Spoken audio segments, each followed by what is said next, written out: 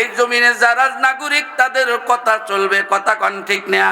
আমাদের বাক শক্তি রুদ্ধ করে 18 কোটি মানুষের গলার ভিতরে স্তব্ধ করে দিয়ে নিজের স্বাধীনতা ব্যক্তিগত লাগাইয়া তাগুদি শক্তি, হিন্দু কাদিয়ানি শক্তি দেয়া জমিন চালাইবা, এটা 18 কোটি তৌহিদি জনতা কোন সময়ের জন্য আমরা মেনে নিব না, মেনে নিব না, ন্যায়ও নাই। কথা কোন ঠিক কিনা? ছাগলে কি খাইব? সবচাইতে বেহায়া প্রাণীর নাম কি? যার বাড়িতে আছে হ্যাঁ নতুন করে ওয়াজ করে হোনার নাকবো। হে ভালো জানে ও যদি খালি কন্যাও ডাইনে ও ঘুরে যাব, আর যদি খালি কজ বাড়ির জানি লাউ গাছ খাও না, যা দেখেন ওরে আগে খেয়েছি। ও যতই বেহায় একটা জিনিসের কাছে খুব দুর্বল, আর নাম হলো পানি। নাম কি? ও যদি জানে যে আমাকে গোসল করাইব, মালিক আগে না ছাগল আগে?